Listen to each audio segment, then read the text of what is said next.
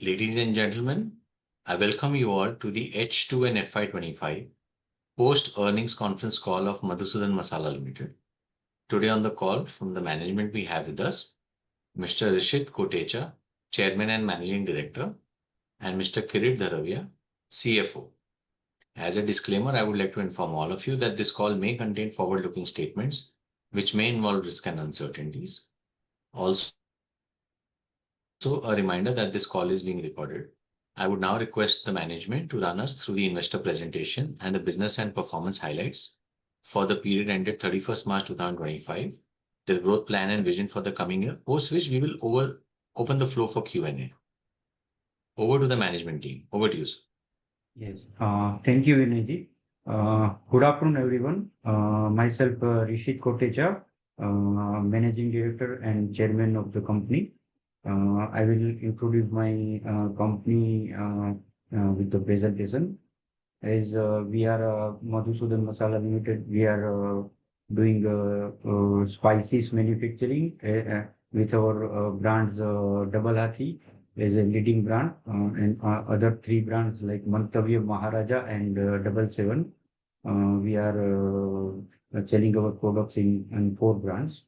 Since 1977, we have started our business from the very ground level. My father and his brother had started the business. Later, me and my cousin Hiren Kotecha joined the business in 2003. Then after we take the business to the out of the Gujarat and other states also. These are our timeline history. In 1977, the Double Hathi brand is introduced in the market. In 1980, we started our own soap in Jamnagar grain market. In 1982, we formed a partnership from Madhusudan and Company to run the business as a spices manufacturing. And later in 1996, we introduced our spices in polypack, like 50 gram to 1 kg. Earlier, we did sell only spices in bulk pack of 10 kg jute bag. Later, we started bulk polypacks in 1996. In 2000, we have got the certificate of AGMARK for our spices products. In 2003, we introduced our another brand, Maharaja, for economy market because Double Hathi is a premium product. So in some other market, we need to introduce economy brand. So we introduced Maharaja as an economy brand in our portfolio. In 2015, we established state-of-the-art manufacturing plant at industrial area Hapa in Jamnagar, which is also near by APMC market in Jamnagar. In 2016, we obtained FSSI certifications. In 2015, we established our own cold storage facility to store our raw material. In 2021, we converted our partnership firm into private limited, and later in 23, we converted it into limited company, and then we listed our company on NSE SME platform. And in 2024, we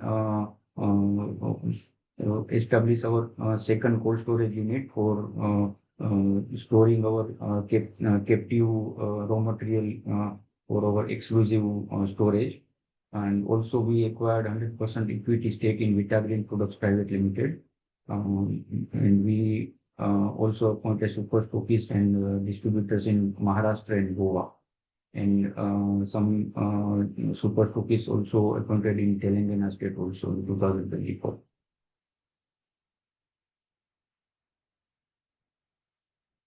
This is our business model, how we work. Like first of all, we are procuring the raw material in respected season, so that we we got the good quality of raw material in respected season, and also we got the benefit of price in respected season. The prices are on lower side, so we got the price benefit also and the quality benefit also. So from our starting of our business, we are procuring mainly 70% of our requirement for the next year. We procure the raw material in the respected seasons. Then we make it strict quality controls. Then after we store the raw material in our own cold storage, or if required, we also store the raw material in third party storage facility also. Then as per the requirement of making a batch wise manufacturing, we put the material to our manufacturing facility, and we manufacture it as per our batch requirement. Then processing like picking, cleaning, and drying, grinding. These are the process of our spices. Uh, Spices, and after processing, the product will be packaged in the different kind of different size of SKUs, and then we distribute the products to distributors, or we have a direct billing customers also from the our company. So last stage is to distribute the products to our distributors. These are our product portfolio. We have a three brands: Double RC, Maharaja, and Mantavya, which are comes under Madhusudan Masala Limited. And Double RC is an entire portfolio like ground spices, chili, turmeric, coriander is and chili, turmeric, coriander. And then after blended spices like garam masala, kitchen king masala, pav bhaji masala, etc. Masalas are come under the blended spices, and it's introduced in Double RC brand only. While whole spices business is also our big selling category. There we have 500 to 1 kg of packaging in this category, and the majority sale of this whole spices is coriander, cumin, and whole chili. And then after we have another category of grocery products, which are consisting of some major products like kasuri methi, mango powder, ginger powder, rajgira flour, achar masala, soya products. All are common terms under the grocery products. These all products are introduced in Double RC brand only, while Maharaja and Mantavya brands are for only ground spices products only. And later we have acquired brand Vitagreen. 77 Green is a brand of Vitagreen Products Private Limited, which was acquired in 2024. This 77 brand is also categorized in ground spices, blended spices, and grocery products. And one different product category is in 77 is instant mix, which consisting of gulab jamun, mendu vada, khaman dokla, idli, dosa. These are coming in instant mix category. So moreover, these all are product bifurcation of our entire product portfolio. Our manufacturing process is very simple. Like spices, when we got the raw material to our manufacturing unit, first of all, we have to dry this raw material in natural sunlight, or we have a dryers also. So then after the drying of the product, we send it to the cleaning process. Then after the cleaning of the raw material, this raw material get grinding in the pulverizers. Then the blending process is started, like some 2 or 3 raw material blends are being blended, then sieving, and then after the required as per the required SKU, the last stage is packaging. This is our manufacturing unit 1 at Jamnagar. which was established in 2015 at Hapa Industrial Area. Our manufacturing capacity is 4,800 metric ton, and we are happy to inform you that we have achieved 82% of capacity utilized in FY25.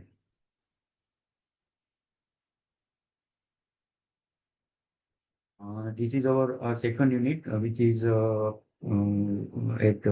Metoda Industrial Area in Rajkot, which is acquired in 2024 as a Vitagreen Products Private Limited. There we are manufacturing only blended spices products and instant mix product at this facility.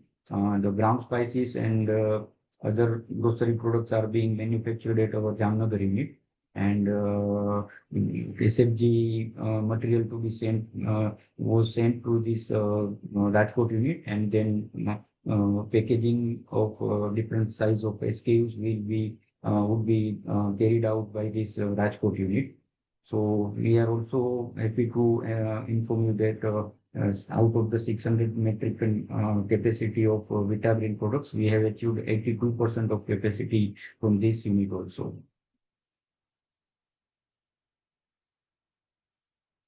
This is our geographical presence. We have our majority sale in Gujarat state and Maharashtra state only. And recently we have started some northern states like Chandigarh, Uttar Pradesh, Jammu Kashmir, and Punjab. All these states are already working with Vitagreen Products Private Limited, and then we got the company and also get the entire sales channel to Madhusudan umbrella.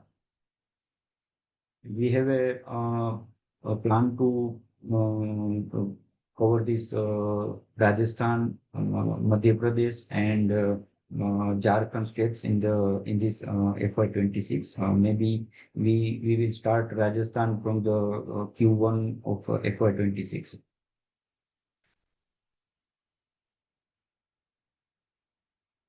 Some of our marketing initiatives, like we are deploy soft fascia to our retailers. So when end user come to the retailer shop, they show our brand at the retailer. These are marketing initiative like free sampling, expansion of dealer distributors. We also doing seasonal advertising in news media and hoardings, FM, radio, etc. These are doing in our respected seasons. And we also exhibit in our some food exhibition to introduce our products to the new regions. So this will get also help to get our new distributors and sales partners to sell our products. These are the glimpse of our holdings initiatives, and we also attend one annual general meeting of our entire sales team at any good location of Pain India. Last year we attended sales AGM at Silvassa, so the entire team will be aware of what we did in last year and what we will have to achieve in next year. We give the targets to our entire team and how we can achieve and what the market needs. These are the agenda of the meetings to our AGM.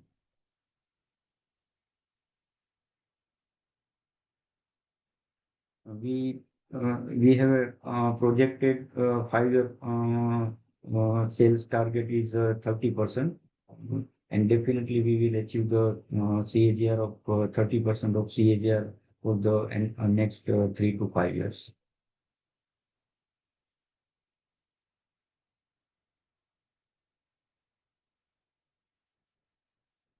These are our financial highlights.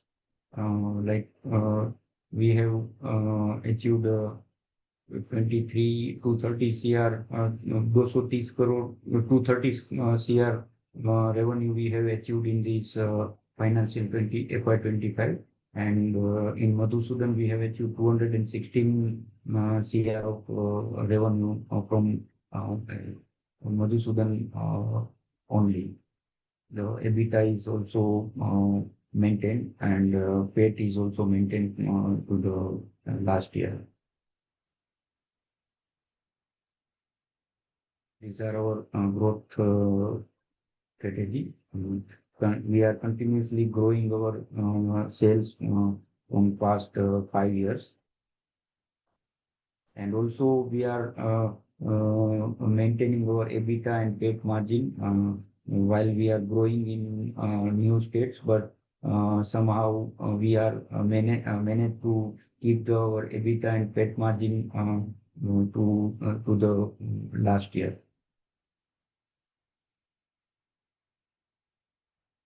These are our category-wise bifurcation. Like we have a branded and non-branded sales in Madhusudan. So we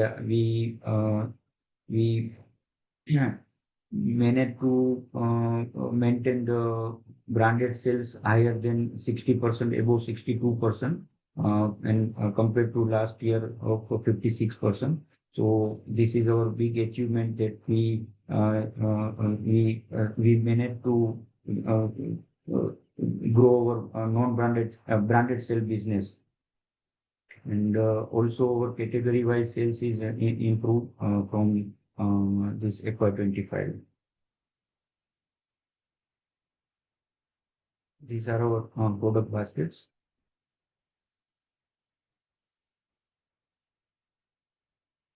This is a Mantavi and Maharajaga.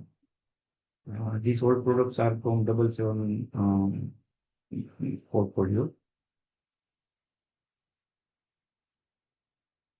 We also did a CSR activity last year, like we donate medical equipments in government hospital at Jamnagar, and we also donate one cremation, one Antim Yatra bus to Jamnagar crematorium. This we did CS under CSR activities. Thank you. So we'll take questions and answers now. Yes. Sure. Thank you. All those who wish to ask a question, use the option of raise hand. In case you're unable to do that, I would request that you please put your request in the chat window and we'll invite you to ask the question. We'll take the first question from Vijay Chauhan. Vijay, you can go ahead. Yeah, thank you for the opportunity and congrats on good set of numbers. So on the standalone side, if you look at the H2 performance, so if I look at the performance in terms of standalone, it was some 108 crore previous H2 last year, and we managed to do around 123 odd CR. So on standalone side, like, was there any challenges or is this the normal growth rate we should take for the future year as well? Or was there any material change or some slowdown temporary? So this is my first question. Okay. Yes, thank you for your question, Vijay ji.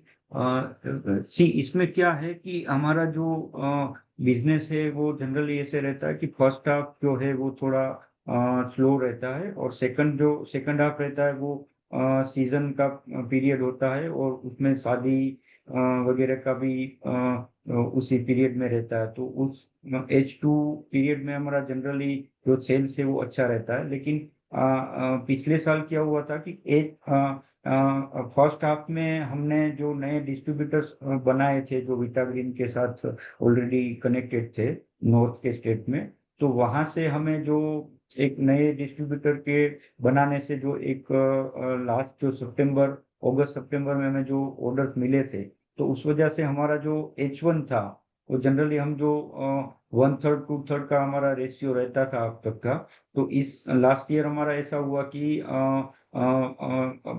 And of the first half we got the good distributors from northern states, तो वहां से हमें अच्छा एक order मिला। और जो हमारा नॉन ब्रांडेड बिजनेस है उसमें भी कुछ जो दिवाली के बाद की जो सीजन होती है अजवाइन कोरिएंडर की, वो थोड़ी सीजन अर्ली रही थी, तो हमारा एक नॉन ब्रांडेड का भी जो सेल्स रहा वो भी फर्स्ट हाफ में ज्यादा रहा था। तो उस वजह से जो 1/3 2/3 का रेशियो है वो थोड़ा श्रिंक होके 1/3 ये फर्स्ट हाफ में भी हमारा सेल्स अच्छा रहा था। तो इस वजह से जो कंपेयर टू 24 जो H1 का जो ग्रोथ है वो आपको कम दिख रहा होगा, लेकिन entire through out the entire year हमने ऑलरेडी 33% का ग्रोथ अचीव किया है। Okay, okay. And what will be the plan for the next year on the standalone side and also on the Vitagreen side in terms of revenue FY26 internal estimate जो भी आपने project किया हो? हाँ, वो as per projection 30% तो minimum रहेगा हमारा। और ये 30% जो है वो स्टैंड अलोन भी वही रहेगा, और विटाग्रीन से हमारा कुछ ज्यादा एक्सपेक्टेशन है, तो शायद वहां से कुछ 30 से लेके 40% तक का हमारा प्रोजेक्शन दिख रहा है हमें इस साल के लिए। ओके ओके, सो 216 करोड़ का जो स्टैंड अलोन रेवेन्यू है उस पे भी we are expecting 30% kind of growth, और जो कंसोलिडेटेड बेसिस पे है उस पे भी we are looking at least 30%, right? Yes, yes. Yeah. Okay. Okay. And last thing on the margin side, matlab, will we see any margin expansion, or because we are aggressively entering the new geographies, or margins will more or less remain constant, or any guidance you would like to give to EBITDA margin side or PAT margin, whatever you are comfortable with? मैं EBITDA के बारे में बताऊं तो EBITDA तो हमारा maintain हो पाएगा, क्योंकि हम जब नए मार्केट में एंटर करते हैं तो ऑब्वियसली मार्केटिंग एक्टिविटीज और स्टाफ की एक्सपेंस के बाद थोड़ा एबिटा पे प्रेशर आ सकता है। लेकिन अभी जो आप एबिटा है वो कॉमन हम्म एबिटा है हमारा, ट्रेडिंग जो नॉन ब्रांडेड और ब्रांडेड बिजनेस का। तो कॉन्स्टेंटली हम लोग क्या है कि जो नॉन ब्रांडेड हमारा जो ट्रेडिंग बिजनेस है उसको कम करते जा रहे हैं। तो लास्ट ईयर हम 46% हमने किया था नॉन ट्रेडिंग बिजनेस, इस साल हमारा हम्म वही 38% हुआ है। तो अगले साल हम्म हम इससे भी हमारा जो ट्रेडिंग बिजनेस है वो कम हो जाएगा। तो जहां पर लो मार्जिन हमारा बिजनेस है वो हम कम करके जो हाई मार्जिन हम्म हमारी कैटेगरी है ब्रांडेड बिजनेस की, वो हम बढ़ाएंगे, तो उससे हमारा एबिटा मेंटेन रहेगा। ओके, सो मार्जिन 10-11% जो रेंज रहता है उसमें we can expect the same range, right, for yes. FY26? Okay okay. And how is the response on the H1 side, like जो अभी H1 FY26 और Q1 स्टार्ट हुआ है, because there were lot of like negative sentiments in terms of, let's say, disruption on trade war side, or even in terms of like जो consumption में थोड़ा बहुत slow down हुआ है, और द सीजनल रेन अभी है जो मई में। So are we seeing any pressure, or abhi demand environment kaisa hai? Because we are majorly like operate in the western part of India, like Gujarat, Maharashtra. So yes. is there any challenges, or what is the situation at overall level? Yeah. नहीं, ऐसा अभी हमारा तो actually March February and से तो season हमारा शुरू हो जाता है स्पाइसेस Mm-hmm. का। जैसे एंड यूजर जो है वो मसाले को खरीदने के लिए जब मार्केट में आते हैं तो मार्च या तो अप्रैल में आते हैं, तो उससे पहले हमारे जो डिस्ट्रीब्यूटर्स है होलसेलर्स है वो हमसे प्रोक्योरमेंट शुरू कर देते हैं फरवरी एंड में। तो वहां पर हमें कोई ऐसा प्रेशर नहीं दिखा था कि ये कंसर्न की वजह से वो लोग Mm-hmm. थोड़ा कंजर्वेटिव लेके प्रोक्योरमेंट कर रहे हैं। वो जो नॉर्मली जो हर साल जो रहता है उसी हिसाब से उन्होंने प्रोक्योरमेंट किया है। और बेसिकली Okay. हमारा जितना भी सेल्स है वो पूरा डोमेस्टिक है, तो कोई एक्सपोर्ट को लेके कोई हमें कंसर्न तो रहता नहीं है। तो डोमेस्टिक में Okay. हमें कोई ऐसा ये इश्यूज की वजह से कोई प्रेशर नहीं दिखा है सेल्स में। इनफैक्ट इस साल तो Okay. थोड़ा Hmm. साल भी अच्छा रहा है, क्योंकि लास्ट ईयर के कंपेयर में प्राइस भी स्टेबल है। तो लोग Okay. ये स्टेबल प्राइस पे काफी जो हमारे डिस्ट्रीब्यूटर्स और होलसेलर्स है वो स्टॉक भी कुछ कर रहे थे 2-3 महीने के लिए, सीजन के लिए। तो वो Mm-hmm. एक पॉजिटिव साइन भी दिखा है हमें। ओके सो जो रेवेन्यू गाइडेंस आपका है 30% फॉर दिस ईयर, तो वो इक्वली डिस्ट्रीब्यूट होगा, लाइक H1 में भी we are expecting let's say 29-30% and overall basis पे we will also do that, right? So Yes, मतलब ऐसा yes. कोई सीजनल इफेक्ट नहीं रहेगा। Okay okay okay, thank you. Next. Okay, thank you for the Thank, opportunity and good luck for the future. Thank you. thank you. Thank you, Vijay. We'll take the next question from the line of Akshat Jain. Akshat, you can unmute and go ahead, please. Hi. So मेरा question था कि हमारा जो standalone में भी showing like 33% growth, how much of that has been volume growth and how much of that is value growth, basically realisation? See volume growth हमारा ज्यादा हुआ है, because compare to last year the जो prices जो chilli, हमारा जो main product है chilli powder, तो चिली पाउडर में इस साल थोड़ा प्राइस कम रहा है 15 to 20%। तो अगर हम क्वांटिटी वाइज अगर इसको कंपेयर करेंगे तो काफी मतलब 10 से 12% का ग्रोथ ज्यादा दिखेगा। लेकिन ये कहीं ना कहीं सेट ऑफ हो गया था टर्मरिक और कोरिएंडर के क्यूमिन के साथ। तो टर्मरिक में जो प्राइस है वो ऑलरेडी डबल हो गए लास्ट ईयर की कंपेयर में। तो जो हमारा क्वांटिटी वाइज जो ग्रोथ है वो जो इस साल हमारा 33% जो वॉल्यूम ग्रोथ हुआ है, तो वो करीबन 36 या 37% आसपास जा रहा है volume wise growth. Okay, so volume growth is 36-35%। Yes yes. Okay. And हम लोग की कमोडिटी प्राइसिंग जो आप बता रहे कि जैसे चिली का last year I think after Q2 ही ज्यादा कम हो गया था प्राइसिंग, हैज दैट रीबाउंडेड या क्या आउटलुक है हमारा? अभी जो सीजन में हमने अभी जो प्रोक्योरमेंट हमारा चल रहा था, तो जब हाँ। फर्स्ट क्रॉप आया था सीजन का, उस समय जो प्राइस था उससे तो अभी 10 से 15% का प्राइस हाइक हो गया है। क्योंकि जो कैरी फॉरवर्ड स्टॉक था वो काफी क्वांटिटी बड़ी थी कैरी फॉरवर्ड स्टॉक की, क्योंकि लास्ट ईयर जो एक्सपोर्ट चिली का था वो बहुत कम हुआ था। बांग्लादेश में हम मेजोरिटी इंडिया से जाता है, तो वहां पर भी कुछ एक्सपोर्ट कम हुआ था, चाइना में भी कम हुआ था। तो उस वजह से कैरी फॉरवर्ड स्टॉक बड़ा था।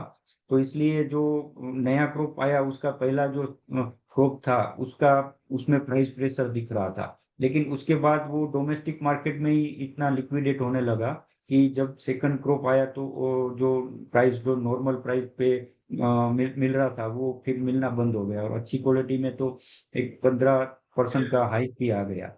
तो अभी हमें लग रहा है कि ये पूरे साल ये प्राइस जो है वो स्टेबल रहना चाहिए। इसमें कोई बड़ा जंप भी नहीं आएगा, और डाउन साइड तो जाने का कोई चांस ही नहीं है। ओके, तो from what I am understanding is कि लास्ट ईयर के जो सेकेंड हाफ में चिली की प्राइस थी उससे लगभग 10-15% ज्यादा इस साल में रहनी चाहिए। यस, लास्ट ईयर की जो हमारी प्रोक्योरमेंट थी उसके हिसाब से तो प्राइस सिमिलर रहेंगे। लेकिन इस साल की जो हमारी प्रोक्योरमेंट है उससे हम जो प्रोक्योरमेंट के बाद जो हमारा प्राइस हाइक हुआ है वहां पर हम 10 to 15% का हाइक देख रहे हैं through out the year. Okay, sure. And also during the year हमारा जो होल स्पाइसेस का सेगमेंट है, which is whole chili, fenugreek and all, yes. that is exceeded our CTC or ground spices in the sales mix. So इसका क्या कारण है, and like how do we see the mix going forward also? Categories हमने इसलिए बनाई कि क्योंकि category wise हमारा मार्जिन कैसे हमें मेंटेन करना है वो पता चले। और जो ग्राउंड स्पाइसेस है उसमें पूरा प्रोसेसिंग रहता है, ग्राइंडिंग का ये सब, और उसमें एसकेयूज भी काफी ज्यादा रहते हैं। तो ये एक कैटेगरी हमारी जो ग्राउंड स्पाइसेस है की है, और उस वो ग्राउंड स्पाइसेस की जो कैटेगरी है उसमें हमारा मार्जिन भी कुछ अलग रहता है। और होल स्पाइसेस है उसमें सिर्फ मेरे ये 500 ग्राम और 1 kg दो ही इसके यूज रहते हैं। और उसमें जो क्वांटिटी है कस्टमर की साइड से जो हमें ऑर्डर्स मिलते हैं उसकी जो क्वांटिटी ऑर्डर क्वांटिटी वैल्यू जो होती है वो बड़ी होती है। जिस और ग्राम स्पाइसिस में SKUs ज्यादा होते हैं और उस वजह से उसकी जो ऑर्डर वैल्यू रहती है वो थोड़ी कम रहती है। तो ये एक कैटेगराइज करने के लिए हम दोनों को अलग ही कंसिडर करते हैं। Okay okay, so whole spices में आपने बताया 500 ग्राम से 1 kg तक की पैक्स है, तो हाँ, इसमें हम लोग होरेका को ज्यादा कीटर कर रहे हैं। मेजोरिटी होरेका से ज्यादा जो ये होलसेलर्स रहते हैं वो हमसे ज्यादा माल खरीदते हैं। क्योंकि अभी क्या है कि 1 किलो 500 ग्राम के जो पैक्स है वो नॉर्मली 500 ग्राम का पैक जो है वो घर में भी काफी यूज में रहता है। पहले क्या होता था कि जो किराना वाले हैं वो खुद का लूज बल्क पैक 50 किलो या 25 किलो का लेके खुद अपने कस्टमर को सेल करते थे। लेकिन अभी कस्टमर अच्छी ब्रांड का प्रोडक्ट की डिमांड करते हैं। तो वहां पर जो ब्रांड की जो डिमांड आती है तो वहां पर हमें इजीली डायरेक्ट D2C कस्टमर्स मिल जाते हैं। तो मेजोरिटी वहां पर रहता है और बाकी जो होरेका बिजनेस है वहां पर भी सप्लाई तो रहती ही है। Okay, okay. And any thoughts on blended? Because industry wide normally margins blended में ही ज्यादा होते हैं, but हमारे अभी भी blended में अगर मैं देखूँ तो it's less than 10% in the sales share. नहीं, इतना भी नहीं है। ब्लेंडेड में हमारा अभी पहले हम जो 1% पे थे वो अभी कंसोलिडेट होके विटाग्रीन के आने से अभी हम 3.5% पे पहुंचे हैं। तो ये कुछ हमारा एक अचीवमेंट कह सकते हैं कि हम ऑलमोस्ट 3.5 गुना कर पाए हमारा ब्लेंडेड स्पाइसेस का बिजनेस। लेकिन एक वैल्यू वाइज देखे तो इतनी बड़ी अमाउंट नहीं हो पा रही है। लेकिन इस कैटेगरी में हम काफी कुछ काम कर रहे हैं। एक मार्केटिंग इनिशिएटिव और प्रोडक्ट में भी काफी सारे न्यू प्रोडक्ट्स और पैकेजिंग में भी काफी सारे इम्प्रूवमेंट्स लाके इसको और कैसे बढ़ाया जाए उसके ऊपर हम काम कर रहे होते हैं। Okay, okay. ठीक है, thank you. Thank you. Thank you, Akshat. We'll take the next question from Darshil Zaveri. Darshil, you can unmute and go ahead. Hello, hello.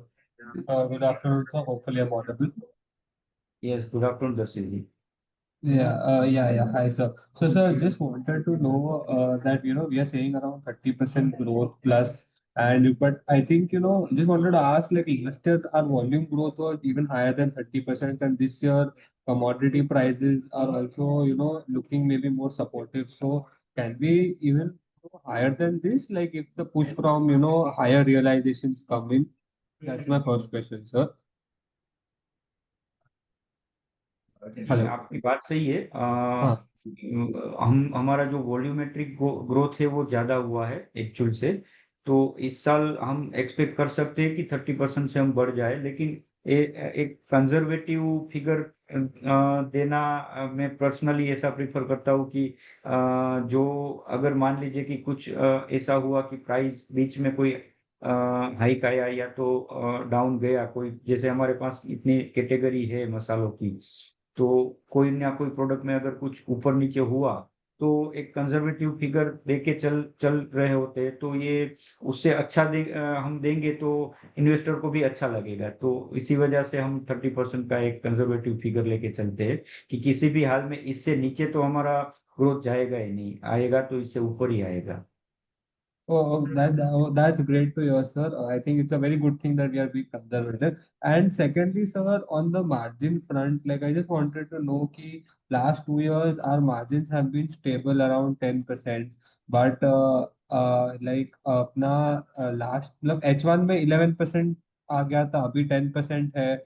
So अभी higher growth के साथ should the margins improve a bit more because like तो वो मेरे को एक question था कि margin should improve more because 10% मतलब अपना H2 में ग्रॉस मार्जिन भी थोड़ा कम हुआ था, तो मेरे को सिर्फ उसका रीजनिंग जानना है कि अपना मार्जिन मूवमेंट क्या हो रहा है, बिकॉज थोड़ा ग्रॉस बेसिस पे कम हुआ इसके लिए बिटा पे कम आ रहा है, या फिर how is it going, can we expect higher margin because अपने को लेवरेज बहुत मिल जाएगा 30% ग्रोथ के साथ, तो अपना फिक्स कॉस्ट तो सेम ही है.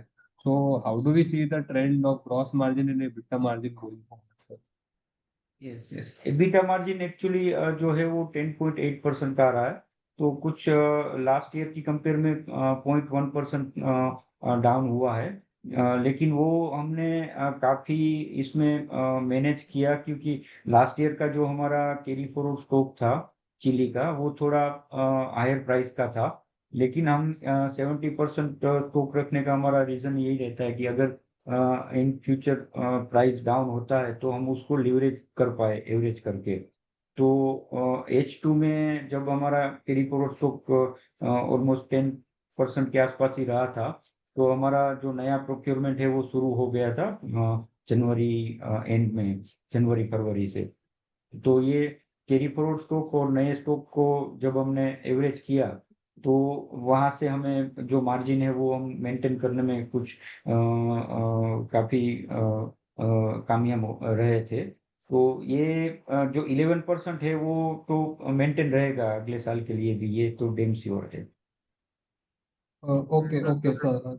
And sir just wanted to know कि अपना एक एक्सेप्शनल आइटम आया था ये क्वार्टर के अंदर, ये हाफ के अंदर, तो what was that sir? 3.1 crore का आई थिंक। सॉरी, मैं समझा नहीं आप क्या पूछ रहे हैं।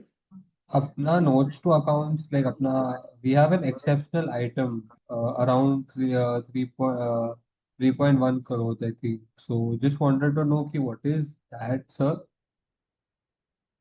जस्ट 1 मिनट, और CFO विल।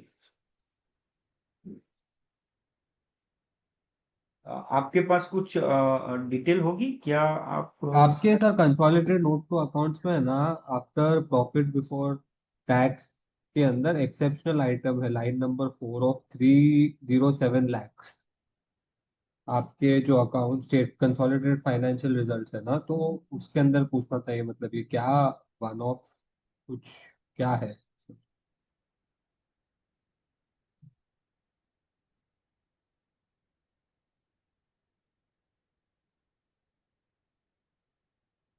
ओके, कंसोलिडेट में ना, हाँ, वो तो जो हमारा हमने जो विटाग्रीन एक्वायर किया था, तो हमने वहाँ विटाग्रीन का जो फिक्स एसेट्स है, जैसे उसका प्लांट हमने एक्वायर किया था, लेकिन उसके जो लैंड बिल्डिंग्स है वो हमने एक्वायर नहीं किए हैं। तो वो जो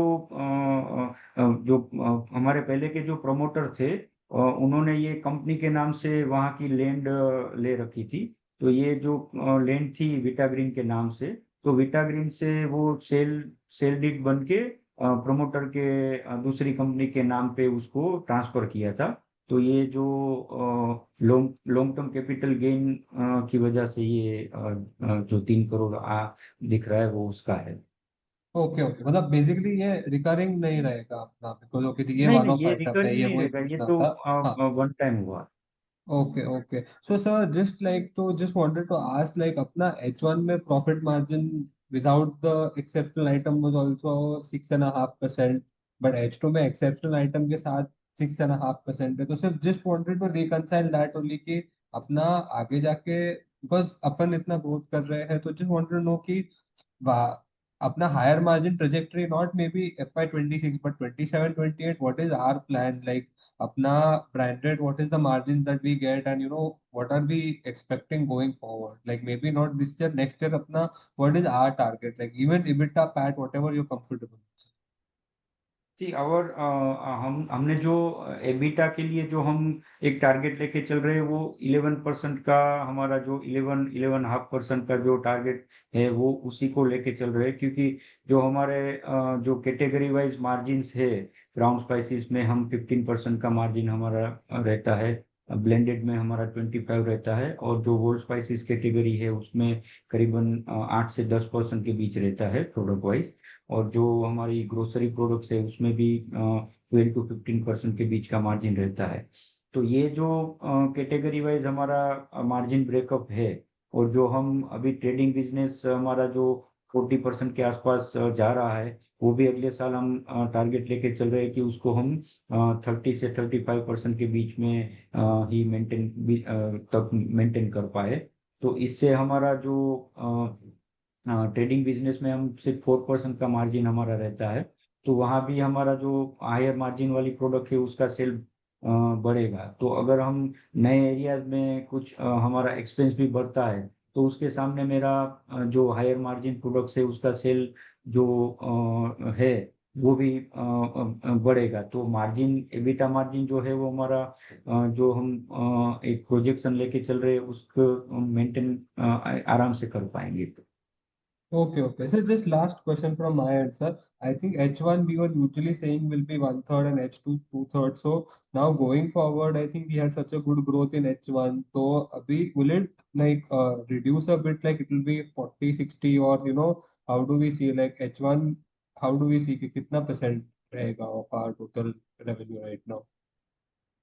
इसमें क्या है कि जब तक हम हमारा जो एग्जिस्टिंग हमारा जो मार्केट एरिया था उसमें काम कर रहे थे उस समय हम एक 100% अंदाजा लेके चल सकते थे कि भाई हमारा जो इतने सालों से हम जहाँ पर प्रेजेंस हमारी है जो गुजरात और सौराष्ट्र रीजन में, तो वहाँ पर हमारा एक अंदाजा था कि नहीं हम फर्स्ट हाफ में हमारा 1/3 और सेकंड में 2/3 रहता है। लेकिन अभी हम गुजरात से बाहर मार्केट में प्रेजेंट हुए हैं तो वहां पर हम इतना हमें अंदाजा नहीं आ रहा है कि यहाँ भी सेम सिचुएशन रहेगी। तो मे भी हो सकता है कि हमारा H2 40-60 भी हो या तो 35-65 भी हो या तो हो सकता है कि 45-55 भी हो जाए, क्योंकि अभी नए एरियाज में ये सीजनल जो ट्रेंड है वो चलता है कि नहीं वहाँ हम जब अच्छा हमारा एक डेवलप हो जाएगा उसके बाद ही पता चलेगा। लेकिन एक्सपेक्टेड ऐसा है कि हम इस साल 40-60 के आसपास H1 H2 में रहेगा, ऐसा हम एक्सपेक्ट कर रहे हैं। Okay, that's great to hear, sir. All the best, sir. Thank you. Thank you. Thank you, Darshil. We'll take the next question from the line of Tanesha. Tane, you can unmute and go ahead, please. Hi, thanks. Am I audible? Yes. Thank you, Rishiji. I think मेरे मेरे दो questions हैं. First, industry at best single digit पे grow कर रही है और हमने पास्ट में तो ग्रो किया है 33% जो आप कह रहे हैं. तो I guess what makes us confident और gives us the right to win कि नेक्स्ट 3 to 5 years जो आपने गाइडेंस दिया है 33% ग्रोथ होगा, वो क्यों होगा? यस यस, काफी आपने अच्छा क्वेश्चन पूछा। इसी के ऊपर हमारा हमारे टीम के साथ डिस्कशन रहता है। इसमें क्या है कि जो ऑर्गेनिक ग्रोथ है हमारा जो एग्जिस्टिंग मार्केट में वहां से हम 10 से 12% का ही ग्रोथ ले पाते हैं, क्योंकि जो अनब्रांडेड जो मसाले के जो मैन्युफैक्चरर्स होते हैं जो कि सिर्फ सीजन में ही सेल करते हैं, फिर सीजन के बाद वो मार्केट से दिखते नहीं है, फिर अगले साल और कोई आता है और फिर चला जाता है। तो ये जो एक ट्रेंड इतने सालों से मसाले की इंडस्ट्री में चल रहा था वो भी काफी चेंज हो रहा है। कस्टमर जो एंड यूजर है वो ब्रांडेड मसालों को लेकर ही मतलब घर में यूज करना चाहते हैं, चाहे वो छोटा लेबर क्लास का पब्लिक हो तो भी वो चाहे उसके लिए 5 रुपए का पैकेट लेना हो तो भी वो लूज नहीं खरीदेगा, वो पैकेट को ही प्रेफरेंस देगा कि नहीं मुझे कोई भी ब्रांड का पैकेट ही चाहिए, आपका लूज नहीं चाहिए। तो ये एक जो कन्वर्जन हो रहा है अनऑर्गेनाइज से ऑर्गेनाइज का, उसका एक बेनिफिट हमें मिल रहा है। और दूसरा जो है वो इंडस्ट्री भले ग्रो नहीं कर रही है लेकिन हमारा जो प्रेजेंस है वो एक गुजरात में हमारा एक स्ट्रॉन्ग प्रेजेंस है। इवन सौराष्ट्र में हम 35% का हमारा मार्केट शेयर है।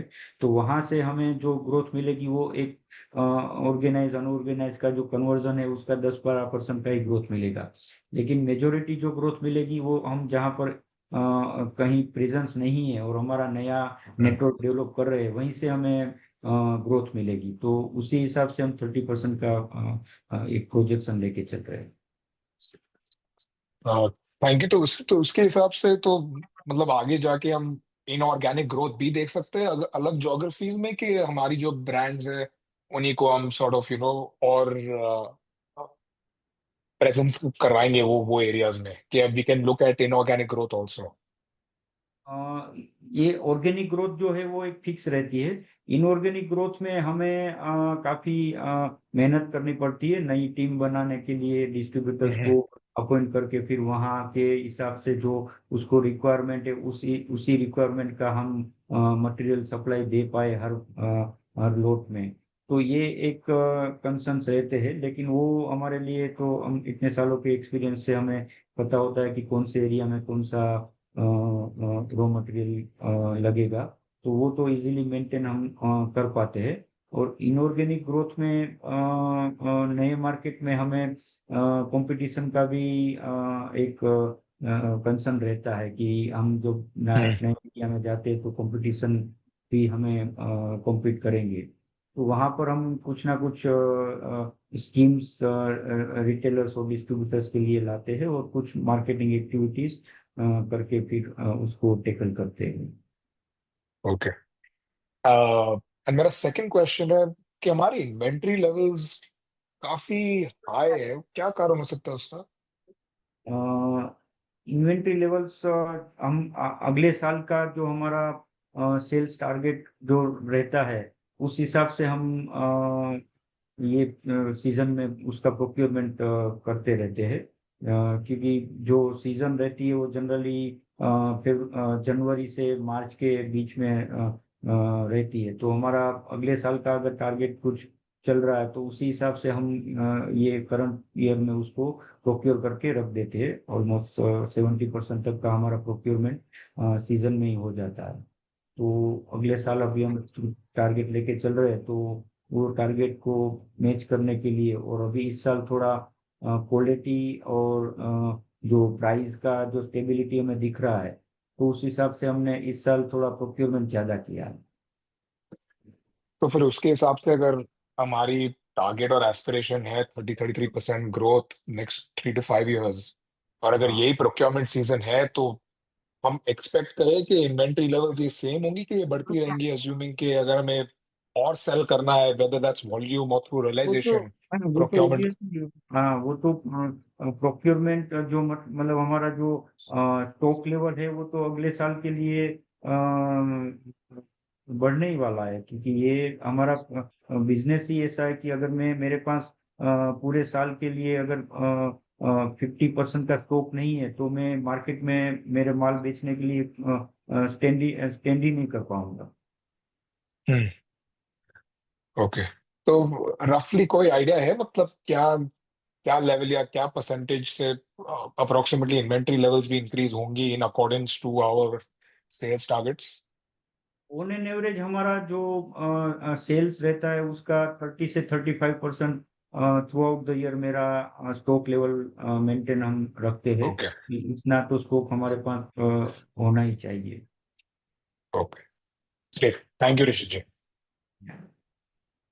Thank you, Mr. Tane. We will take the next question from Vaibhav Kapoor. Vaibhav, you can unmute and go ahead, please.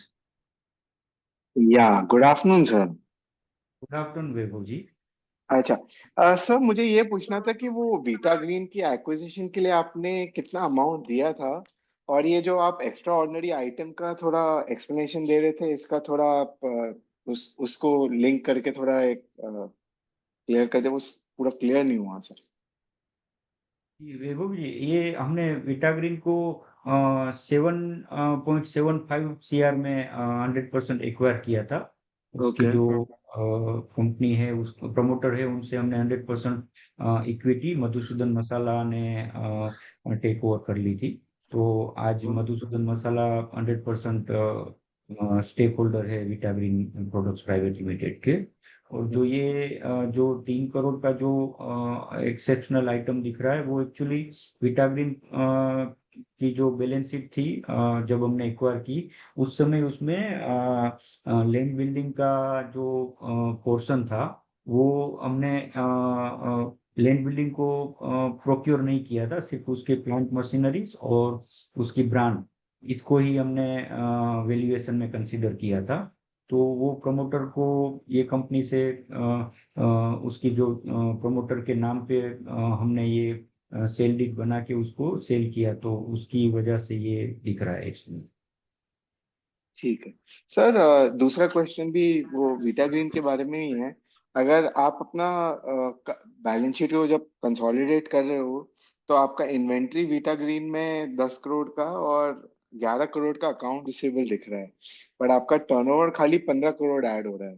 तो ये सर मेरे को थोड़ा समझ नहीं आ रहा कि वर्किंग कैपिटल इतना ज्यादा है बट टर्नओवर नहीं है, तो ये कुछ आप इसके बारे में समझा सकें। जो विटाग्रीन है ना, उसमें क्या है कि हमारे बिल्कुल छोटे एसकेयूज का सेल ज्यादा है।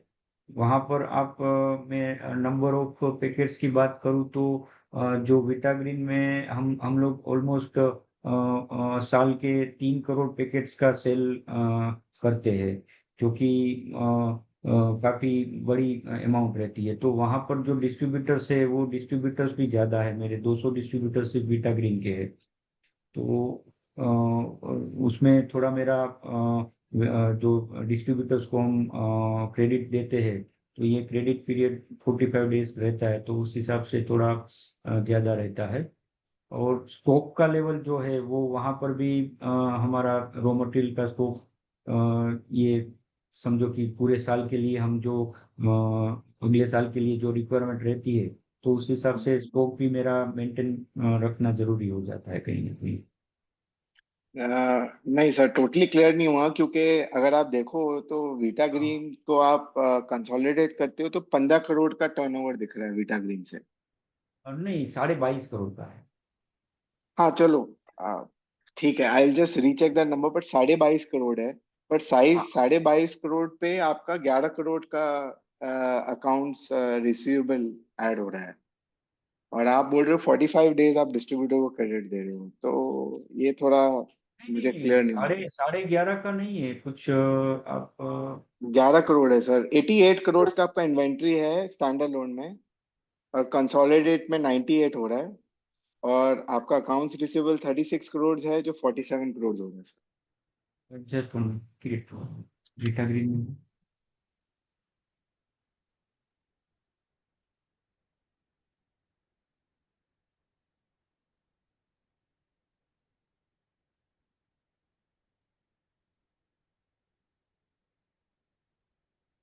और सो आप वो 22.5 करोड़ बता रहे हो रेवेन्यू, बट आपका सेल्स स्टैंडर्ड लोन में 216 करोड़ है, जो कंसोलिडेट में 231 दिखा रहा है।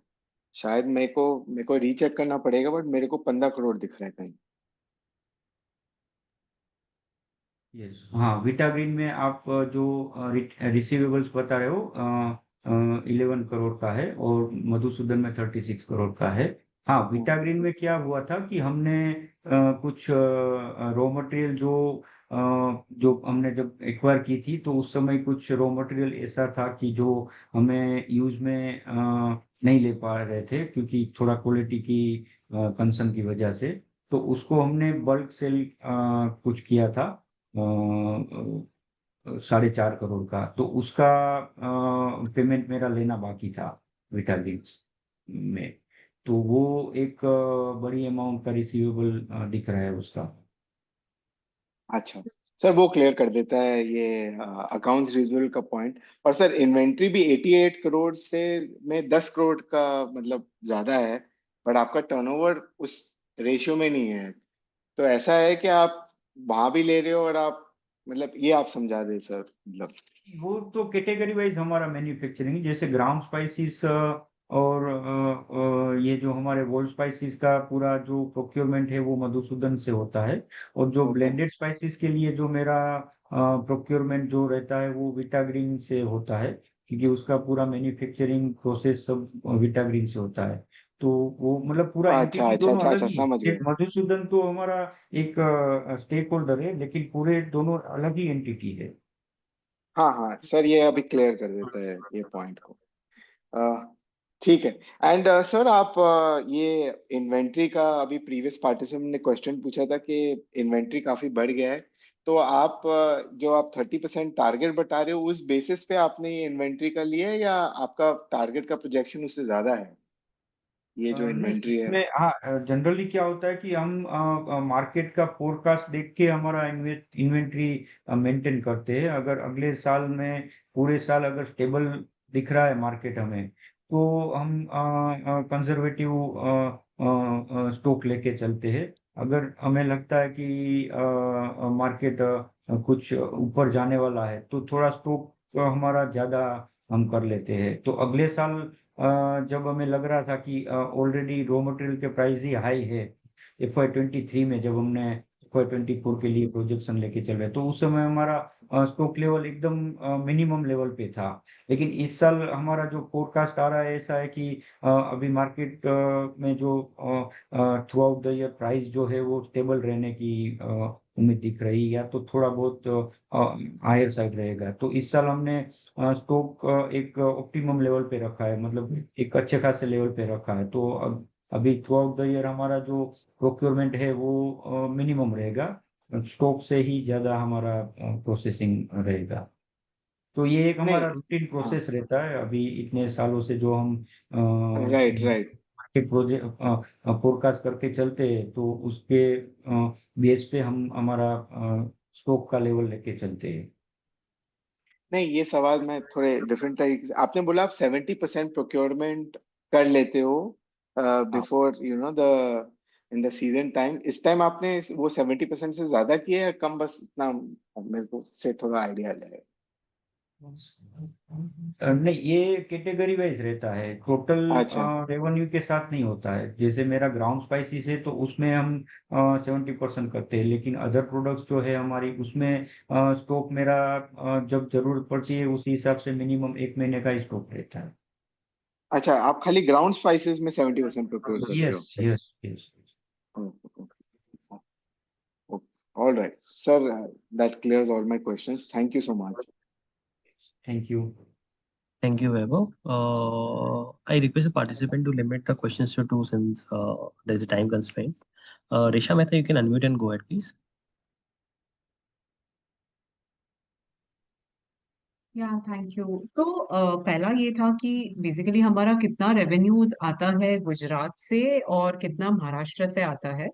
और जब भी हम न्यू मार्केट में जाते हैं तो बेसिकली जो अल्टीमेटली जो रिटेलर है वो क्यों हमारा प्रोडक्ट स्टॉक करेगा, मतलब हम कितना उसको एडिशनल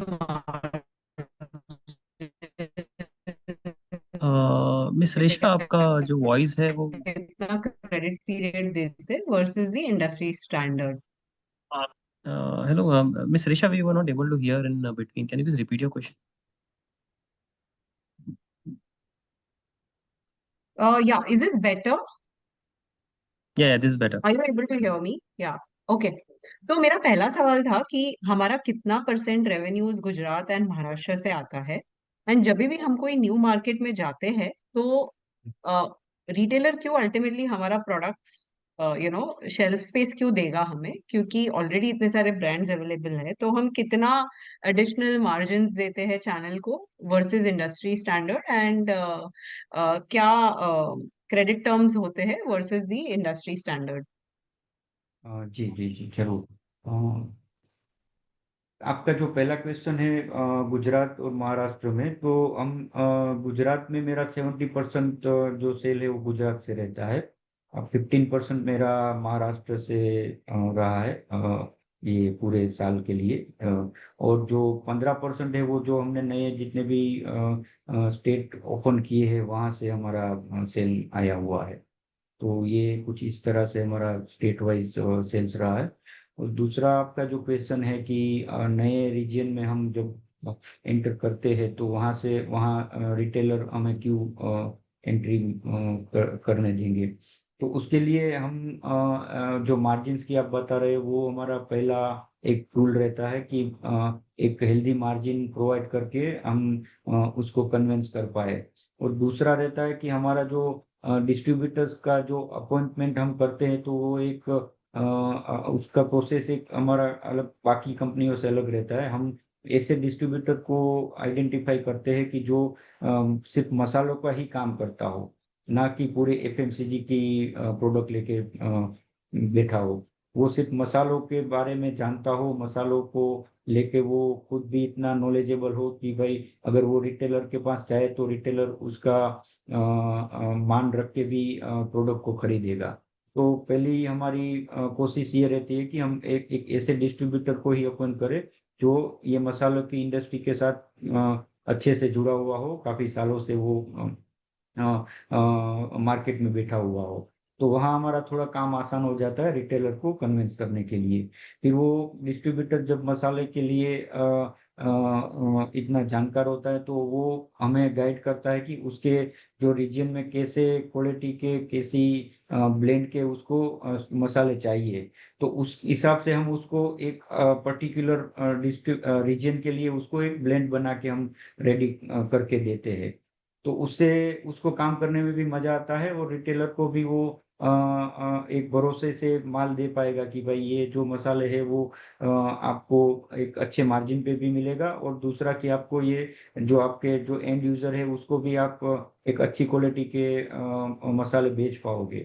तो ये 3-4 ऐसी हमारी एक टूल्स है जिससे हम नए मार्केट में एंट्री करने में हमें कुछ कन्वीनियंसी रहती है। तो ये कुछ हमारी सेल स्ट्रेटेजी ऐसे रहती है। सॉरी, मैंने मार्जिन हाँ मिस किए। आप हाँ, कितना? मार्जिन में बताऊँ और तो क्रेडिट जैसे पीरियड दोनों भी हाँ, आप कितना देते हो और इंडस्ट्री में क्या ट्रेंड है? जरूर जरूर। मार्जिन्स जो है रेशा जी, ये कैटेगरी वाइज रहते हैं। फिर भी आपको मेरी जो मेन कैटेगरी है ग्राउंड स्पाइसेस और होल स्पाइसेस की, तो उसमें आपको बताऊँ तो आइडियली जो 22% का रिटेलर मार्जिन रहता है और 9% जो है वो डिस्ट्रीब्यूटर मार्जिन रहते हैं। और हम इसको जो रिटेलर मार्जिन है इसको हम 30% के मार्जिन पे देते हैं, और डिस्ट्रीब्यूटर मार्जिन सेम रहता है हमारा भी 9% का। और जो ब्लेंडेड स्पाइसेस है उसमें मार्जिन ज़्यादा रहते हैं, 35 से लेके 40% के बीच के इंडस्ट्री मार्जिन रहते हैं। और हमारा भी सिमिलर 35 से लेके 45% तक के बीच का है जो रिटेलर मार्जिन है। और डिस्ट्रीब्यूटर मार्जिन है वो सब कैटेगरी के लिए कॉमन रहता है 9% का। और जो क्रेडिट पीरियड है वो आइडियली कोई बड़ी ब्रांड है तो वो तो एडवांस पेमेंट पे ही डिस्ट्रीब्यूटर्स के साथ काम करते हैं, और जो डिस्ट्रीब्यूटर्स है वो रिटेलर को 7 या 15 डेज का क्रेडिट देते होते हैं। और हम जो डिस्ट्रीब्यूटर है उसको 45 डेज का क्रेडिट पीरियड ऑफर करते हैं, और सामने डिस्ट्रीब्यूटर भी उसके रिटेलर को ये इतना क्रेडिट पीरियड ऑफर करते हैं। तो हम हमारी प्रोडक्ट को प्लेसमेंट करने के लिए ये भी एक अच्छी बात रहती है डिस्ट्रीब्यूटर और रिटेलर के लिए कि उसको एक क्रेडिट पीरियड भी मिल रहा है और मार्जिन भी अच्छे खासे मिल रहे हैं कंपेयर टू अदर ब्रांड्स। तो ये दो चीज हमें कुछ मदद करती है मार्केट नए मार्केट में। Got it. एंड और एक क्वेश्चन था बेसिकली। हेलो। हाँ, yes yes, go ahead. Yes. So हमारा जो गुजरात में और महाराष्ट्र में हमारा जो टॉप 2 स्पाइसेस में कौन से प्लेयर्स होंगे?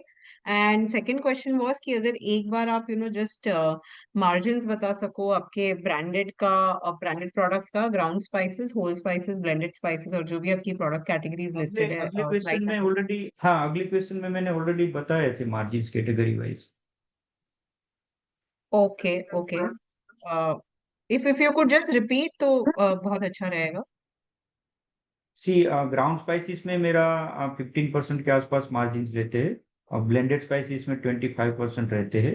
और जो होल स्पाइसेस कैटेगरी है उसमें 8 to 10% रहता है। और जो ये हमारे ग्रोसरी प्रोडक्ट्स है उसमें 12 to 15% के बीच में रहता है। And branded overall blended? Sorry. Branded branded जो आपने ब्रांडेड हाँ, और ये ब्रांडेड नहीं, ये ब्रांडेड। ब्रांडेड का ही मैंने बताया ना। नॉन ब्रांडेड में मेरा ओके, 4% का रहता है मार्जिन। राइट। एंड गुजरात और महाराष्ट्र में कौन से टॉप 2 ब्रांड्स है? गुजरात में जैसे ग्राउंड स्पाइस ये रामदेव है, फिर हाथी मसाला है। और सौराष्ट्र की बात करूँ तो यहाँ पर अदानी मसाला भी काफी अच्छा प्लेयर है, जो हमारे हम मेन उसको कंपटीशन में गिनते हैं, हाथी और अदानी को।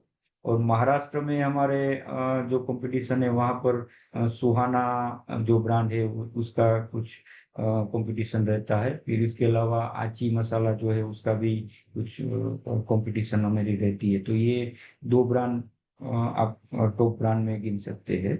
बाकी ब्लेंडेड स्पाइसेस के लिए तो पेन इंडिया जो एमडीएच एवरेस्ट है वो लीडर है, लेकिन हम मेन कंपटीशन हम ग्राउंड स्पाइसेस की जो कंपनी है उसी को ही हम कंसीडर करते हैं। अंडरस्टूड, ठीक है, thank you so much. Thank you.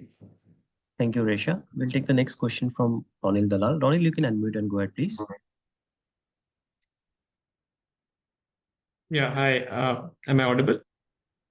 Yes yes yes Anil ji. Yeah, hi Rishi ji, कैसे हो? हाय, बस Um, बढ़िया, आप कैसे हो अनिल जी? बस बढ़िया। हाँ So my first question is, ये आपने पहले कहा था कि 30% ग्रोथ रहेगी रेवेन्यू की, लेकिन उसमें आपने बोला कि सौराष्ट्र गुजरात आपकी बड़ी मार्केट है, 70% मार्केट है, और उसमें ग्रोथ रहेगा 10 to 12%। तो अगर 70% रेवेन्यू 10 to 12% से ग्रो करेगा, तो बाकी 30% का बिजनेस जो है वो 80% ग्रो करना पड़ेगा उसको। तो 80% ग्रोथ आपको क्यों लग रहा है कि ऐसा मुमकिन है फॉर FY 26? नहीं, ये 70% जो है वो अगले साल के लिए रहा है। अभी FY 26 में ये 70% तो रहने वाला नहीं है, ये तो कम होगा ना गुजरात। जब मेरा अदर स्टेट में अभी जो हम डिस्ट्रीब्यूटर अपॉइंट किए हैं हमने, जैसे 20 नए डिस्ट्रीब्यूटर हमारे ऐड हुए हैं, फिर 3,000 रिटेलर्स ऐड हुए हैं। तो ये जो बेनिफिट मिलेगा वो जो नए स्टेट हमने कवर किए वहीं से ही मिलने वाला है। FY 26 में भी 70% रहेगा गुजरात का, वो तो नहीं रहेगा ना, ये अभी 70 से कम हो जाएगा। जी, तो कितना कम होगा? मतलब अगर FY 26 पकड़े तो कितना कम हो सकता तो है? समझो डेफिनेटली 50%। ये एग्जैक्टली तो जब साल खत्म होगा तभी पता चलेगा। अभी तो अप्रोक्सीमेटली, मतलब जो आपने 30% सोचा है, तो उसमें आपने कुछ तो गणित किया होगा कि कुछ अजम्पशन तो लिया होगा कि गुजरात से इतना कंट्रीब्यूशन आ सकता है। तो समझो हम तो 50% अभी अगर हम समझे, हाँ तो अगर समझो 50 भी अगर हम पकड़े, अ, तो गुजरात का 12% का ग्रोथ के हिसाब से 30 में से और फिर 24% आएगा बाकी के बिजनेस से, तो लगभग 48% ग्रोथ रहेगा बाकी के बिजनेस में। तो ऐसा ऐसे नहीं है कि गुजरात से 12% जो ऑर्गेनिक ग्रोथ है वो क्या है कि विदाउट एनी एफर्ट्स हमें इतना ग्रोथ तो मिलने ही वाला है। अगर कुछ मैं नया कोई डीलर ना बनाऊं, मेरी टीम में कोई नए सेल्स के लड़के को भी ना लाऊं, तो भी ये 12% का ग्रोथ है वो तो मिलने ही वाला है। लेकिन जी गुजरात में भी अगर समझो कि मेरे पास काफी ऐसे पॉकेट्स भी है, जैसे नॉर्थ गुजरात जो पोर्शन है वहां पर अभी अभी हमने डीलर अपॉइंट किए हैं कुछ 2-3 महीने पहले ही। तो जो ग्रोथ आने वाली है वो 12% की फिक्स गुजरात से आने वाली, ऐसा आप एज्यूम करके मत चलिए कि 12 गुजरात से तो सिर्फ 12% ही आएगी। जी जी। और तो अगर डिस्ट्रीब्यूटर समझो, एग्जिस्टिंग डिस्ट्रीब्यूटर्स है उसको भी हम पेनिट्रेट करते रहते हैं कि भाई अगर आपके पास आपके अंडर में 200 रिटेलर्स है तो अगले साल को आप 200 की जगह 250 रिटेलर्स कवर करिए। जो मेरे एग्जिस्टिंग डिस्ट्रीब्यूटर्स के जो चैनल है तो वहाँ भी हमारा पेनिट्रेशन रहता ही है। अगर मैं कंपटीशन बेच रहा है 250 रिटेलर्स के साथ, मेरा डिस्ट्रीब्यूटर अगर वो 200 रिटेलर के साथ काम कर रहा है तो उसको भी हम पेनिट्रेट करते रहते हैं कि भाई आप अपना मार्केट शेयर बढ़ाओ। तो ये जो ग्रोथ है वो सिर्फ 12% का ही आएगा, ये आप ऐसा मत एज्यूम करके चलिए। Sir, so may be I ask the question differently. So yes, मैंने बाकी 12% का का जो भी बताया वो ऑर्गेनिक नॉन ग्रोथ गुजरात, बताया। हाँ ये इसके आप अगर मैं मेरा कुछ एफर्ट्स ना लगाऊं तो 12% तो मिनिमम आता है। लेकिन गुजरात जी में भी हम एफर्ट्स तो करते ही रहते हैं ना, नहीं तो फिर मेरा 35% जो है वो भी कम हो जाएगा अगर कुछ एफर्ट्स नहीं किया तो। लेकिन हमारा टारगेट रहता है कि हम सौराष्ट्र में जो 35 सॉरी गुजरात नहीं, सौराष्ट्र में 35% है, तो वहां पर भी मेरा मार्केट शेयर 35 से 40 कैसे हो उसके ऊपर भी एफर्ट्स तो रहते ही है। नहीं सर, ऑफ कोर्स आपके एफर्ट्स तो रहेंगे। मेरा कहने का मतलब था कि जो नॉन गुजरात टेरिटरी है वहां पे ग्रोथ काफी हाई रहेगी, 30% से हाँ। काफी हाई रहेगी। तो यस। वहां पे क्या स्ट्रेटजी है कि दो तीन ऐसे चीज आप क्या कर रहे हो जिससे आपको लगता है कि डेफिनेटली ऐसे 40-50% ग्रोथ वो नॉन गुजरात स्टेट्स में आ सकता है? तो आपने एक बताया कि डिस्ट्रीब्यूटर्स आप ऐड कर रहे हैं, लेकिन उसका अगर कुछ उसका FY26 के लिए पूरा प्लान रहता है, आपने ऑलरेडी आइडेंटिफाई किया है कि किसको अपॉइंट करेंगे? दूसरे कुछ इनिशिएटिव्स जो आप कर रहे हो उस पर थोड़ी बातचीत अगर हो सकती है तो वो अच्छा रहेगा। जी, डिस्ट्रीब्यूटर्स तो हमारा कंटिन्यूस प्रोसेस रहता है। जो हमारी टीम रहती है वो कंटिन्यूसली डिस्ट्रीब्यूटर्स के लिए मिलते ही रहते हैं। अगर अच्छे कंडीशंस और उसका जो रिटेलर्स के साथ अच्छा स्कोप है काम करने का, तो वो अकाउंट करके फिर काम भी शुरू कर देते हैं। अभी जैसे हमने ये साल 20 डिस्ट्रीब्यूटर नए जोड़े थे, तो अभी अगले साल के लिए हम 30-35 डिस्ट्रीब्यूटर का टारगेट लेके चल रहे हैं। तो लेकिन ये कंटिन्यूस प्रोसेस रहती है, और ये 20 तो नए जुड़े हैं, लेकिन बीच में ऐसा भी होता है कोई एग्जिस्टिंग डिस्ट्रीब्यूटर डिसकंटिन्यू कर गया तो उसको भी नए डिस्ट्रीब्यूटर को भी जोड़ना। तो ये सब प्रोसेस तो कंटिन्यू चलता ही रहता है। और बाकी मैंने जो आपको सेल्स स्ट्रेटेजी बताई, अभी जो रेशा मैडम के क्वेश्चन का आंसर दिया, उसमें ऑलरेडी मैंने बताया कि हम कैसे डिस्ट्रीब्यूटर अपॉइंट करते हैं और कैसे नए एरिया में हम हमारी प्रेजेंस बढ़ाते हैं। वो तो मैंने ऑलरेडी आपको बता दिया था। राइट। तो उसमें सबसे बड़ा चैलेंज क्या होता है उसमें, अगर नए एरिया में जो बढ़ रहे हैं तो वहां पे आपके हिसाब से टॉप 2 चैलेंजेस क्या सबसे कठिन रहते हैं? एग्जिस्टिंग जो ब्रांड रहती है उसके साथ प्राइस मैच करना, उससे कुछ ज्यादा ऑफर करना, और रिटेलर के लिए कुछ स्कीम्स देना, ये सब चैलेंजेस रहते हैं। लेकिन ये तो क्या है कि एक पार्ट ऑफ द प्रोसेस ही है सेल्स की। तो वो कुछ कहीं ना कहीं हम कैसे उसको क्रैक करना है, उसी के ऊपर टीम का फोकस रहता है। कि भाई अगर कोई नए एरिया में 3-4 ऐसे प्लेयर्स है कि वो उसका मार्केट क्रैक करना है, तो क्रैक करने के लिए क्या रिक्वायरमेंट है, हम प्राइस में नेगोशिएट कर सकते हैं, या तो मार्जिन्स में, या तो रिटेलर को कुछ एक अच्छा टारगेट बेस्ड स्कीम दे के अट्रैक्ट कर सकते हैं। ये सब प्रोसेस रहता है, और वो region wise, region to region different strategy लेके चलते रहते हैं। और एक और बात कि जो रिसीवेबल्स है, काफी कंपनी ऐसे रहती है कि रेवेन्यू बढ़ाने में रिसीवेबल भी बढ़ जाती है काफी, लेकिन फिर उसको रिवर्स करना बहुत मुश्किल रहता है बाद में। तो बस एक सलाह थी कि उस पे जरा प्लीज अगर हम ध्यान दे सके तो। आप वैसे भी दे रहे होगे ध्यान, लेकिन रिसीवेबल्स इससे ज्यादा अ, बढ़ेगा नहीं, राइट, नेक्स्ट 2-3 years? वो जो हमारा सेल्स ग्रो होगा उसके सामने तो रिसीवेबल्स हाँ हाँ, बढ़ने ही ऑफ वाले कोर्स, हैं, लेकिन हम एब्सोल्यूट में नहीं हाँ सर, कुछ, हाँ मतलब उसका हमारा, परसेंटेज में बोल रहा हूँ।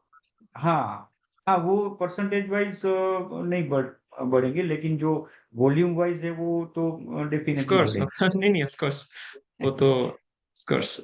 और दो चीज बस, अपना एनुअल रिपोर्ट में मैं देख रहा था, पुराने एनुअल रिपोर्ट में FY24 की, तो उसमें एक कंटिंजेंट लायबिलिटी थी।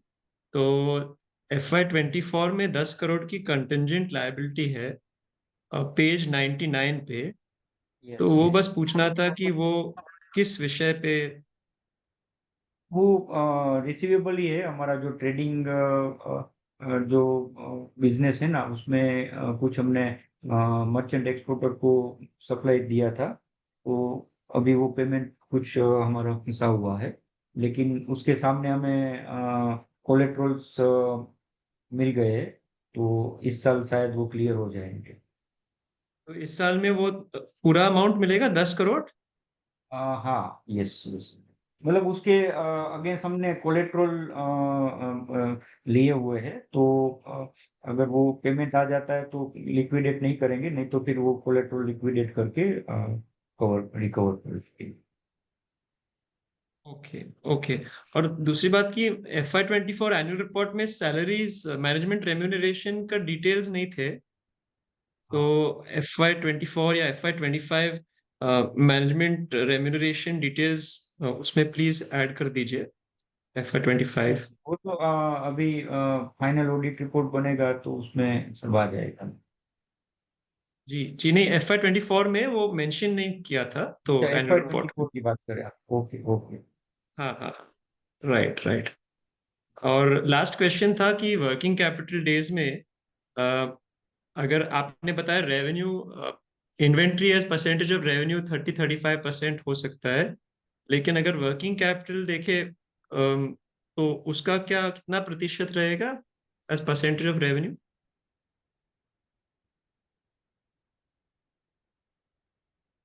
मैं नहीं समझा एक्चुअली आपका हाँ नहीं क्वेश्चन। ऋषित जी, कि समझो वर्किंग कैपिटल मतलब इन्वेंट्री रिसीवेबल्स क्रेडिट पीरियड को अगर हम एक साथ देखें तो हाँ as percentage of revenue working capital कितना रहेगा? समझो कि आपने बोला इन्वेंट्री है 35% रेवेन्यू का, तो वर्किंग कैपिटल कितना रहेगा उसके हिसाब से?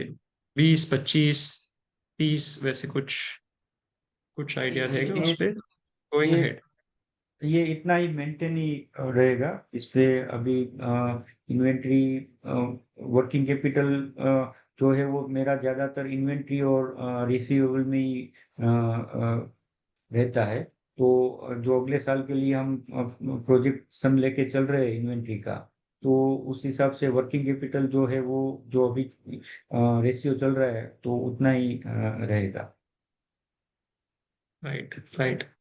और एक और था कि बस ऑन पाकिस्तान से हमारे यहाँ कोई स्पाइसेस इंपोर्ट होते थे पहले जो अभी नहीं हो रहे, और हम उसको नहीं, केटर कर सकते हैं ऐसे पाकिस्तान कुछ? से ये जो पिंक सोल्ट रहता है वो इंपोर्ट होता था, रॉक सोल्ट।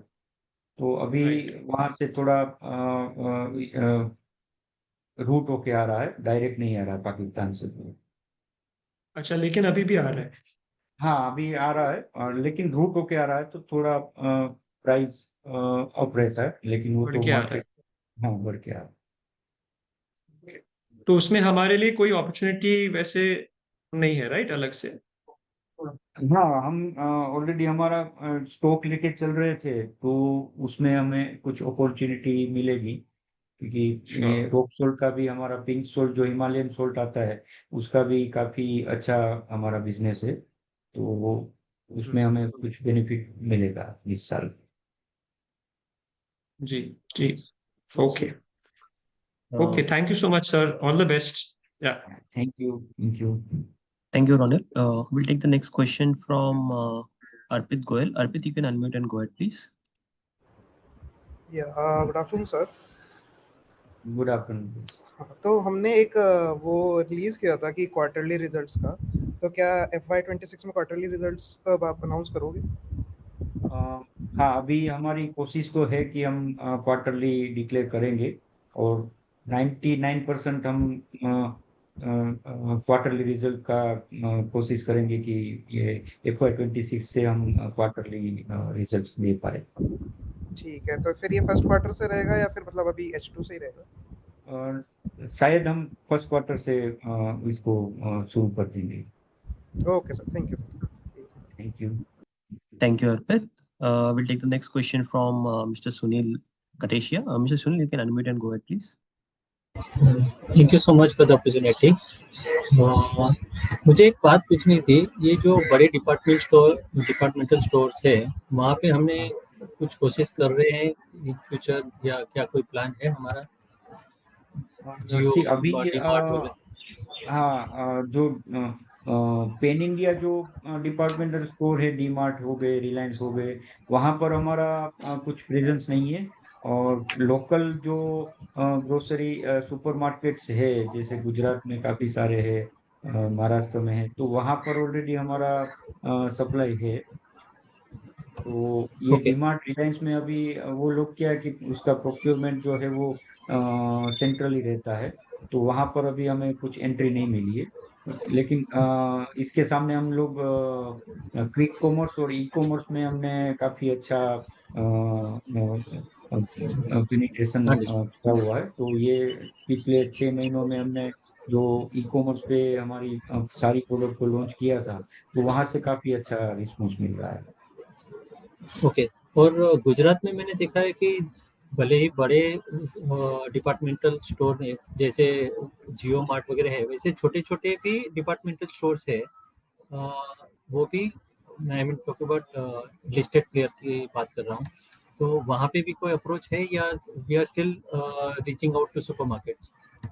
नहीं नहीं, मैंने वही बताया ना, जो बिग सुपरमार्केट से वहां पर हमारी प्रेजेंस नहीं है।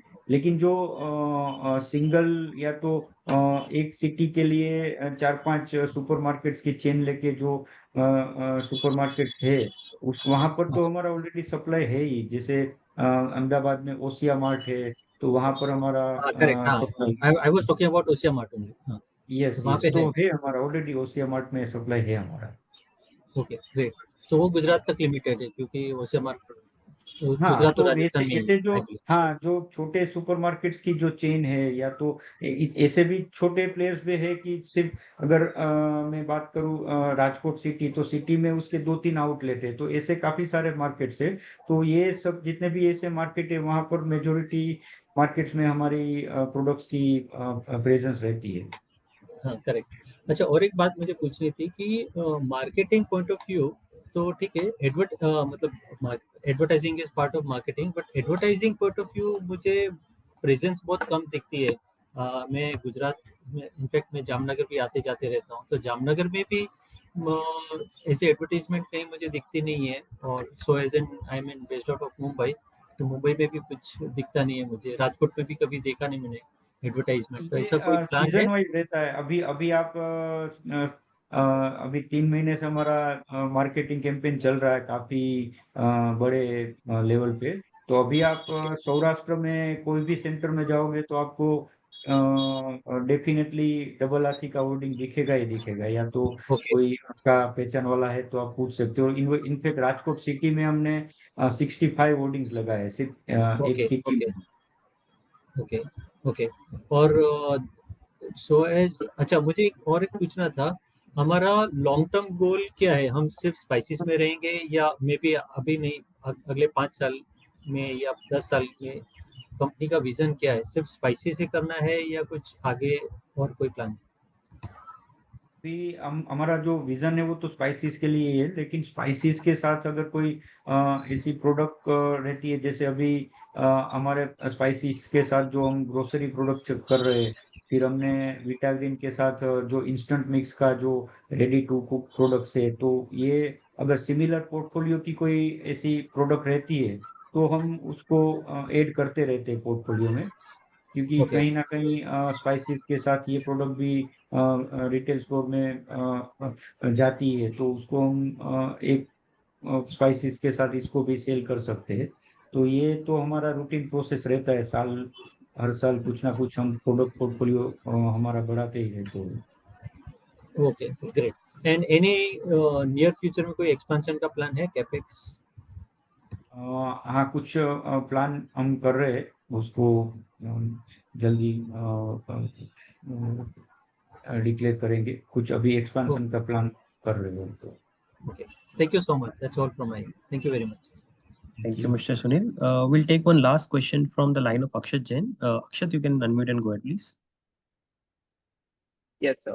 So you mentioned कि गुजरात में हमारा 70% हमारा रेवेन्यू उधर से आ रहा है, so that would be around 160 crores. So just wanted to understand that how has that grown over FY24 and similar for Maharashtra? Yes yes, ये जो रहता है टोटल जो हमारा ब्रांडेड सेल है, उसमें ब्रांडेड सेल जो है मेरा 130 CR का रहा है। और टोटल 216 में से, तो 216 ये 130 में से 70% मेरा गुजरात से रहा है। बाकी का जो ट्रेनिंग वाला जो है वो तो उसको हम काउंट ही नहीं करते कहीं पर। तो ये 130 में से 70% अगर हम गिनेंगे तो ऑलमोस्ट 90 CR हुआ गुजरात से मेरा। तो ये अगले साल के लिए अगर मैं उसको गिनूं तो ऑलमोस्ट इसको मैं 115 से 120 करोड़ के आसपास इसको हम एक्सपेक्ट कर रहे हैं गुजरात से। Then ये फिगर FY24 में कितना था? FY24 में मैं बताऊँ तो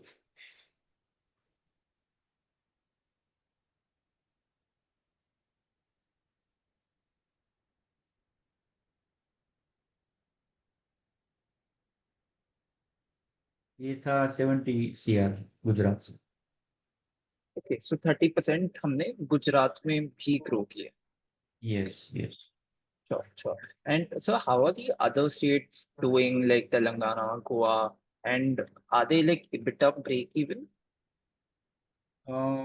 वहां पर अभी हमारा जो फोकस अभी हम कर रहे हैं वो नॉर्थ के स्टेट में कर रहे हैं। नॉर्थ में हमने काफी टीम भी डेवलप अच्छी की है। यूपी के लिए एक टीम एक्वायर की है और जम्मू कश्मीर में है और पंजाब में है। तो ये 3 जगह से काफी एक टीम और डिस्ट्रीब्यूशन चैनल बना के हम काम कर रहे हैं। गोवा तेलंगाना में क्या है कि हमारे जो महाराष्ट्र की टीम है वो ही वहां से जाके मार्केट करके ऑर्डर प्लेस करती है। लेकिन ये जो नॉर्थ के स्टेट है वहां पर फोकस हम कुछ ज्यादा देख रहे हैं। यूपी काफी बड़ा मार्केट है तो वहां पर हमने पर्टिकुलर रीजन के लिए पर्टिकुलर टीम बना के रखी हुई है। तो ये जो अभी हम ग्रोथ का जो मेजोरिटी एक्सपेक्ट कर रहे हैं वो वहीं से आने की हमें उम्मीद है। Okay, and are these states break even for us? EBITDA break even? हाँ वो कोई मेजोरिटी हमें क्या है कि जो हमारा सेल्स टीम है और यहाँ से जो गुजरात के बाहर अगर माल जाता है तो थोड़ा ट्रांसपोर्टेशन में 3% का मुझे ज्यादा एक पोस्टिंग आता है। लेकिन वहाँ के लिए जो प्राइसिंग स्ट्रक्चर रहता है वो कंपेयर टू गुजरात डिफरेंट मतलब हायर साइड हम रखते हैं MRP से लेके प्राइस लिस्ट तक का। Okay. Sir, and any कोई specific कोई reason जिसके वजह से हम लोग ने पहले MP, राजस्थान, छत्तीसगढ़ जो कि गुजरात महाराष्ट्र से कनेक्टेड भी है, उनको नहीं करके पहले हम लोग जम्मू कश्मीर, यूपी, पंजाब को। हाँ, ये जब हमने विटाग्रीन एक्वायर किया था तो उस हाँ। समय उसका ये जो अब 4 स्टेट है वहां पर काफी टीम और जो डिस्ट्रीब्यूटर्स की जो एक बनी हुई थी टीम तो वो काफी अच्छी थी। तो हमने उसी को ही कंटिन्यू किया इसीलिए वो स्टेट में हम लोग पहले गए थे कि हमें जो एग्जिस्टिंग वहाँ का नेटवर्क है उसका बेनिफिट मिल पाए और उसको लीवरेज लेके हम डबल हाथी को भी वहाँ प्रेजेंट कर पाए। तो विटा ग्रीन का जो नेटवर्क था उसी को हमने कंटिन्यू किया इसीलिए ये स्टेट में हम पहले फोकस कर रहे हैं। ओके, सो विटा ग्रीन का नॉर्थ साइड में जम्मू कश्मीर, पंजाब साइड में ज्यादा फोकस यस था यस। आपके। हाँ यस ओके, यूपी में भी। UP. Okay sir, and like हमारा आपने quick com and e com mention किया, हमारा कितना बिजनेस उधर से आ रहा है? सी अभी कोई ऐसा परसेंटेज वाइज में तो इतना बड़ा वॉल्यूम नहीं है कि उसको हम परसेंटेज में भी काउंट कर पाए। लेकिन हाँ। नंबर ऑफ ऑर्डर्स जो है वो काफी ग्रोथ अच्छा आता है। मतलब अभी जब हमने 6 महीने पहले उसको लिस्टिंग किया था प्लेटफॉर्म्स पे तो सिर्फ अमेजोन पे किया था। फिर उसके बाद ये जियो मार्ट पे किया। अभी हम फ्लिपकार्ट और मीशो में भी अवेलेबल है। तो जब हमने लिस्ट किया था उस समय हमारा दिन का 4 से 5 ऑर्डर भी मुश्किल से आता था। आज हमारे पास ये चारों प्लेटफॉर्म मिलके 300 से ज्यादा पर डे ऑर्डर आ रहे हैं। तो ये जो ग्रोथ है वो काफी अच्छी आ रही है। लेकिन ये ऑर्डर वैल्यू काफी कम रहती है इसकी।